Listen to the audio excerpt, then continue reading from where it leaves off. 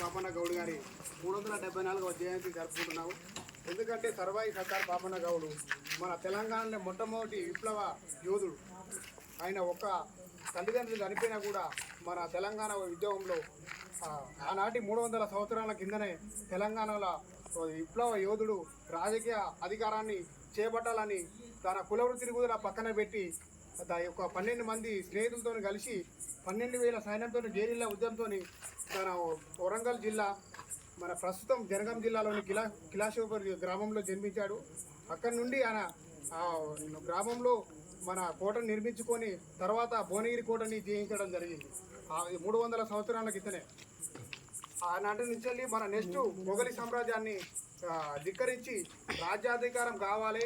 ఆనాడు జమీందారు వ్యవస్థలు జాగీరా వ్యవస్థలను కులగొట్టి మొత్తం పేద పీడల్ని జమీందారు వ్యవస్థని జాగీరా వ్యవస్థని కూల్చేసి గోల్కొండ కోటని మన ఆనాడు అలాంటి సోషల్ మీడియా ఎలాంటివి లేవు. ఆనాడు అలాంటివి లేనప్పుడే మన సర్దార్ పాపన్న గౌడు మన గోల్కొండ కోటని మొఘలి సామ్రాజ్యాలకి ఒక్క శబ్దంలోనే అందరినీ ఒక 7 నెలలు గోల్కొండ కోట మీద ఏలి మన తెలంగాణలోని అన్నిటి బాధల్ని తెలుసుకొని మన బహుజన విప్లవ యోధుడు సర్వాయి పాపన్న గౌడు. అందుకే ఈరోజు మన 374వ సంవత్సరం జయంతి జరుపుకుంటున్నాం.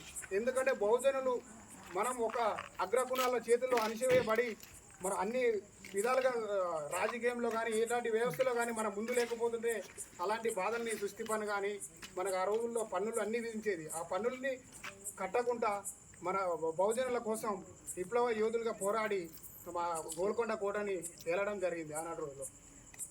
జై సర్దార్ పాపన్న గౌడ్కి.